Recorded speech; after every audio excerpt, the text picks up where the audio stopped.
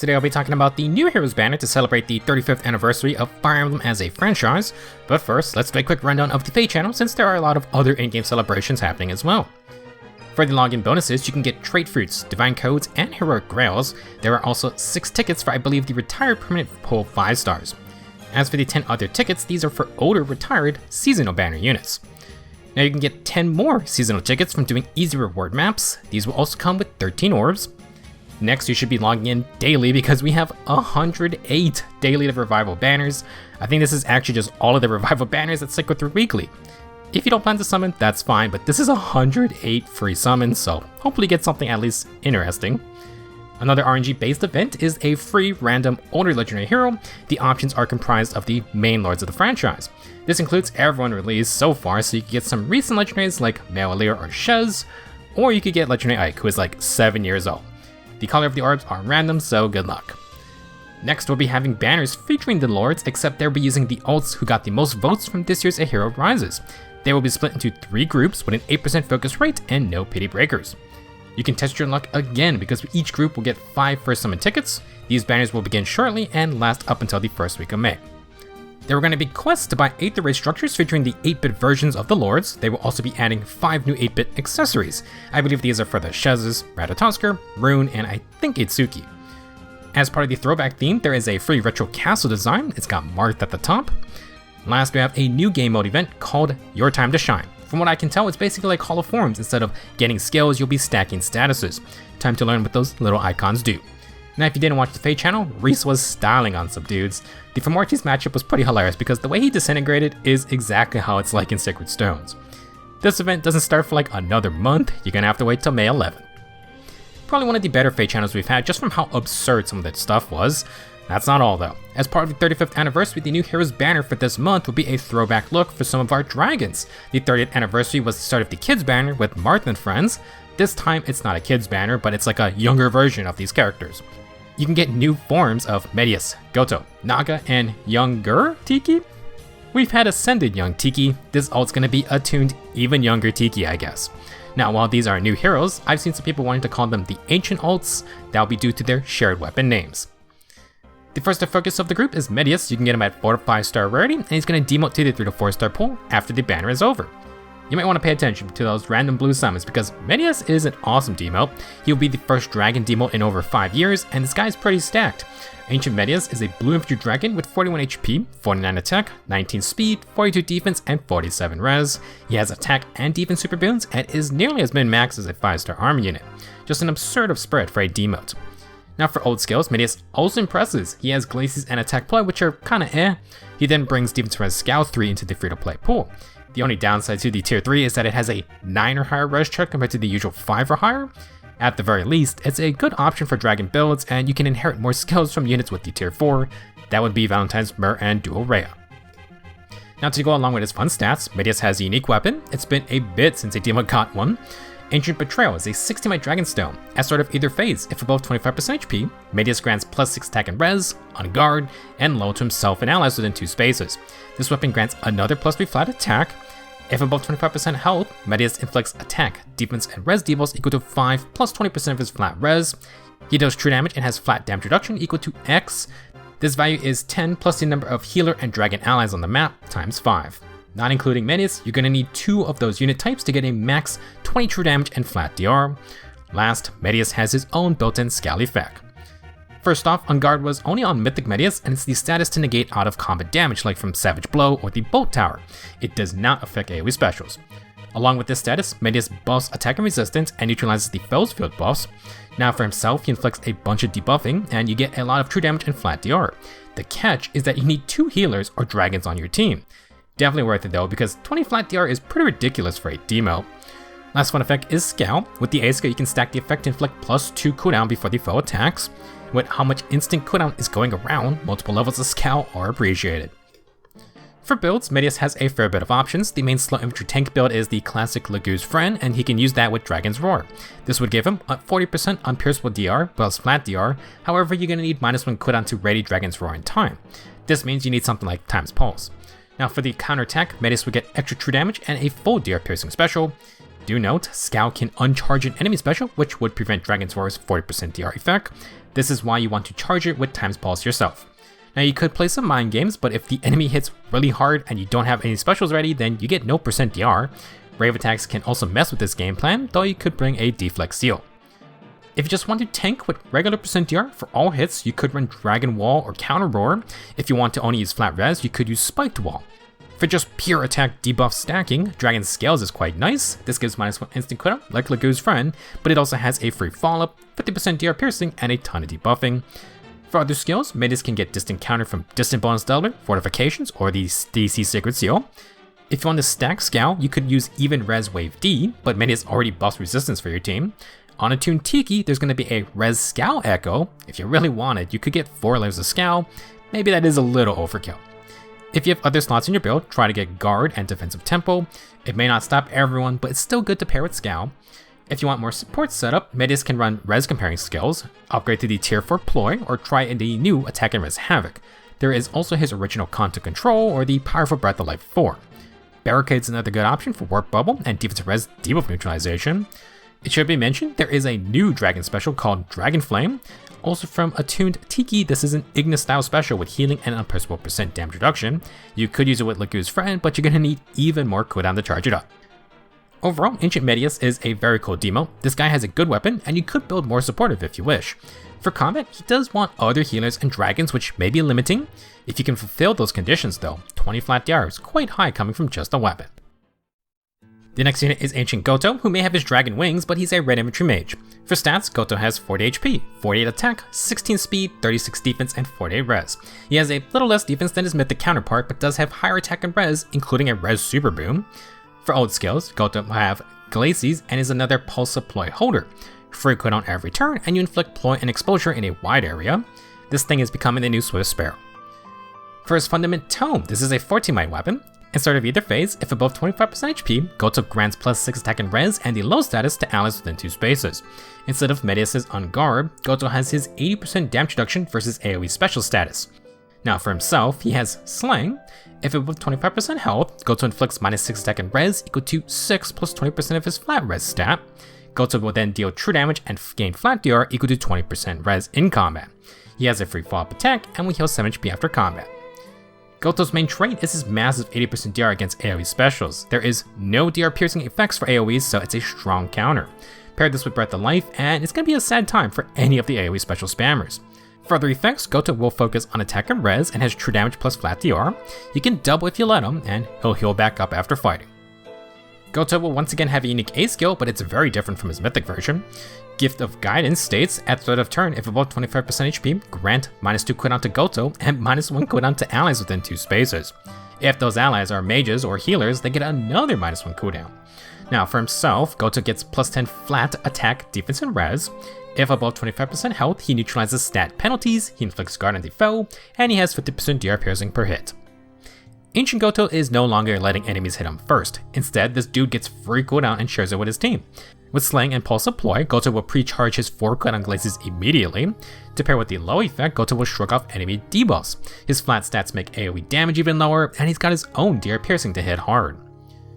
Gotoh will bring a new inheritable B skill called Attack and Res Havoc. As sort of either phase, inflict -7 attack and resistance, sabotage, and schism on foes with less res than the user, and then within 2 spaces of another enemy.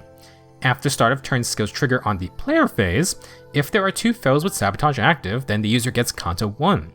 In battle, you also inflict -4 attack and res and get 20% res as true damage. Havoc is another tier 4 sabotage type skill. It has the same conditions as Discord, but it actually inflicts sabotage, which doubles up on the debuffing. As for Schism, this is the status that hard counters Triangle Attack, Dual Strike, and Pathfinder, only for the status versions. With stuff like Emblem Lin enabling Triangle Attack or Dual Strike easier, this could be a powerful B skill to have on a team. As a reminder, if you try to neutralize Schism, it's going to take the other effects with it to the grave. I believe Freyr will block it from applying in the first place, but it's still a very strong effect. Gotoh will have a fairly simple playstyle. Each turn he buffs up the team with AoE protection and gives free cooldown to nearby allies. Gotoh himself can pre-charge 4 cooldown specials every turn. This means he can nuke with Glacies and he's going to have the 50% piercing.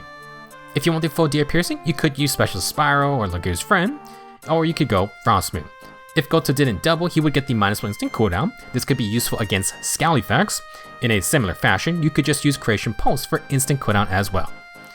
Ironically, Gotoh can run an AoE special himself just fine, flat stab buffs and debuffs plus a lot of extra true damage. Havoc also gives Kanto 1 to retreat a little bit. All around, it's a very solid base kit and easy to use. If you perhaps have a similar support effects from Havoc employed, then you could run other skills. Nagu's Friend is an option, Tempo is nice with Guard and will give up to 75% DR piercing. For Gotoh's mythic effects, you could bring back an OC Disrupt and a Deflect Seal. Time's Pulse can also replace Pulse Up, so you could rock Fatal Smoke or something else in that C slot. If you need AoE protection and some nice debuffing, then Ancient Gotoh has you covered. Cooldown support is always valuable, and Gotoh can drop a hard-hitting nuke himself. Our next unit is Ancient Naga. She will be a colorless flying dragon this time. For stats, Naga has 37 HP, 41 attack, 27 speed, 45 defense, and 45 res. She has a res super boon and is sacrificing other stats for a higher defense and res spread. Now, besides Myrrh and Halloween Female Grima, there aren't a ton of defensive flying dragons. To be fair, there's not that many flying dragons in general. For old skills, Naga brings Dragon's Roar. That's the dragon-only Iceberg type special with 40% DR. She will also bring Tech and Res Scowl 4. Both of these require res checks. Naga has the Ancient Majesty Dragonstone. At start of either phase, if above 24% health, inflict -7 attack and res, frozen, and guard on the closest foes, plus anyone else within 2 spaces. Naga will have Dragon Effectiveness and has Slaying. If above 25% HP, grant bonus stats equal to 5 plus the number of allies within 3 rows or 3 columns, times 3. If you have 3 allies in that range, you get plus 14 to stats max. Naga will deal true damage equal to the 15% of her foe's attack stat, and she has 50% DR piercing. Now, Ancient Majesty is mostly a simple weapon, Dragon Effectiveness, Slaying, true damage, and DR piercing. Where it gets really interesting is with Frozen. Naga has that awkward 27 base speed, but with Frozen and her 45 base defense, that can suddenly change. If you can't match her defense, then Naga's team can outspeed faster enemies. Young Xander is a pretty perfect Frozen abuser. No matter if you out-defense them or not, Frozen is a 10-point difference to the speed roll, so it can help faster allies as well. Next, for Naga's unique C-skill, she has Divine God Fang. Allies within 2 spaces can move to a space within 2 spaces of Naga. At start of either phase, if near an ally, Naga will grant Dragon Effectiveness, the neutralized Dragon Effective status, and then Empathy. If within 3 spaces of an ally, for combat, Naga can get plus 5 stats, 7 true damage, and flat DR, and then the Breath type cooldown. Divine God Fang has built-in guidance for warping, and with Empathy plus her 5 statuses, that's plus 5 stats for the team. Naga can play both sides of the Dragon Effective matchup. This is the easiest way to get neutralized Dragon Effectiveness as a status without using a dual skill or Ice Tribe Felicia. You can also combo this with Felicia though, since she gives anyone with that status speed and res benefits and Nelsie Disrupt. With this duo on a team, you could give everyone Nelsie Disrupt, which could be fun for something like a savior team. Last new skill from Naga is Attack and Res Near Trace 4, enabling Kanto remaining +1 with minimum Kanto 2. Inflict -4 attack and res on the foe, and the user gets 7 true damage per hit. The beast slot is quite competitive, and we have many Kanto supports in the game. Sadly, Dragons and Beasts did not get access to Blue Skies, so this is still the main way to get guaranteed Kanto 2. They're still on X Twitter. Naga's kit is a little all over the place, but it has interesting support perks. The Dragon Effectiveness can help the team slay some enemy dragons, and Naga will protect their own. Guard can synergize with Scowl effects, and then you have the Tech and Res debuffs with at least +5 stats via Empathy. Frozen can drastically shift a speed matchup, but that all depends on your team's defense. Now for Naga, her base kit can allow for Dragon's Roar to trigger on a follow-up attack, and she wants to have high res to activate its 40% DR effect while also working for Scowl. She has some true damage and then a little flat TR to go with her high base defense and res. After combat, Naga can Kanto away, and she has Guidance Warping to support. For some better combat, you can mess around with Trample or Desperation, utilizing Frozen. Momentum can trigger Dragon's Roar instantly, and if hit back, you could recharge it in time for the follow-up. Ideally, you kind of want Emblem Sigurd with that one, since we lost Kanto, plus you would get 3 movements. Now, if you want better tanking, then Naga can use Edged or Dragon Scales. Edge Scales makes her tougher to double, while Dragons gives a free follow-up, more DR piercing, and instant cooldown. With it, you can make a makeshift Nagu's Friend setup to trigger Escutcheon or Sacred Cow. If you wanted Aegis or Pavis, you're going to need -1 cooldown or End the Mark. It's going to be riskier, but you could just stack regular %TR skills, Counter War or High Dragon Wall are options too. Overall, Ancient Naga is neat, but she's kind of a generalist. She does kind of want all 4 stats for her base kit if you use it. If you'd like to shift more towards defense, you could try to use Dragon Flame. It's a 4 cooldown Ignis, but it has healing, and Naga has cooldown perks. If you try to use it with Dragon Skills, she could have it ready for a counterattack. Just be wary of archers, Naga is still a flying unit after all. Last unit for today is Attuned Younger Tiki. Now the kids banner continues on in spirit with this new Tiki on. This time, she's a green infantry dragon. For stats, Tiki has 36 HP, 31 attack, 48 speed, 48 defense, and 40 res. Terrible HP, awful attack, but godly speed and defense with pretty defense res. Tiki has super boons in all 3 of those stats, and is a trainee. Don't worry, she won't be needing the extra attack. For old skills, Tiki has distant bonus doubler for distant counter. She also has edge scales, which we were just talking about. True damage, 10 flat DR, tougher to double, and Tiki gets no follow-up. Tiki's weapon is going to be Ancient Voice, 16 Might Dragonstone. At start of turn, if within 2 spaces of an ally, she gives plus 6 speed and defense, bulwark, and the debuff neutralization status to those allies. Tiki will have dragon effectiveness and slaying like her mom. Now, if within 3 spaces of an ally, she gets bonus stats equal to 5 plus the number of allies within 3 spaces times 3. You need 3 allies for plus 14 to all stats max. In addition, Tiki deals true damage and has flat DR for first attacks equal to 20% defense. If she has 5 or more defense than the enemy, Tiki gets Hardy Bearing. Last, when special triggers, Tiki uses 150% of her defense stat in place of her attack stat for damage calculations. First off, if you haven't noticed, Tiki's speed, defense, and debuff neutralization is going to synergize with Medeus or Gotoh's attack and res with buff neutralization. Tiki will also give bulwark to stop enemy movement. For combat, besides true damage and flat DR, Tiki has Hardy Bearing. Desperation and Vantage are not going to work for or against Tiki. For her big unique trait, it's that she shares Tamara's Sandstorm effect. Tiki will deal low base attack damage, but her specials will hit insanely hard. To charge up, Tiki has her unique C skill, Love for All. For allies within 3 spaces, they get plus 5 stats and minus 1 cooldown before getting hit. If Tiki is within 3 spaces of an ally, she gets another 5 stats and DR piercing specials. She then will get 3 effects that depend on an X value. First, Tiki gets AoE damage reduction equal to X times 40%, up to 80%. Second, she gets flat DR for first attacks equal to X times 7, up to a max of 14. Third, Tiki gets instant cooldown before getting hit equal to X. This has a max of minus 3 cooldown. This mysterious X value is simply the number of allies within 3 spaces. This means Tiki only needs 2 allies for her max 80% AoE DR and 14 flat DR. If you have 3 allies, she gets minus 3 cooldown before getting hit. Tiki's going to use this in a similar fashion to Lagu's friend builds. With her support aura, she can assist allies with Lagu's friend type cooldown. For example, Medeus or Naga can run Dragon Scales, and Tiki will bring the cooldown up to minus 2. To utilize all this cooldown and 150% defense instead of attack, Tiki introduces a new inheritable dragon-only special. Dragon Flame is a 4 cooldown special that deals 80% defense as extra damage. At the same time, it heals 30% max HP. If you meet 2 conditions, the special will give 40% damage reduction against the next attack. 1. Tiki or the enemy special must be ready or it must have triggered. 2. If the foe initiates combat or if Tiki is within 10 defense of the enemy. Dragon Flame is pretty crazy. We got an Ignis special with healing and it comes with 40% damage reduction. Tiki can instantly charge the special before getting hit. Since it's a 4 cooldown, you can also use Dragon Flame with Lagu's friend with units who have Sling. You're still gonna need Time's Pulse or Tiki's help, but that's a nice option since they normally can't use Dragon's Roar. Non-Sling units like Medeus will need a bit more help though. An important notice is that it seems like this special is bugged. Apparently, when it activates, it disables enemy defensive specials like Miracle or Pavis. That's kind of a big deal. I have to assume this is a bug and not a missing text issue. If this thing also stopped defensive specials, that would be a little OP, more than the usual. Tiki will have one more skill, and it's her Attuned X skill, Res Scout Echo. Simply put, this is just the tier 4 Scout effect. If foe initiates or has more than 75% HP, grant plus for resistance, and if foe uses an offensive special, and the user has 5 or more res than the enemy, then you inflict plus 1 cooldown on the foe before they attack.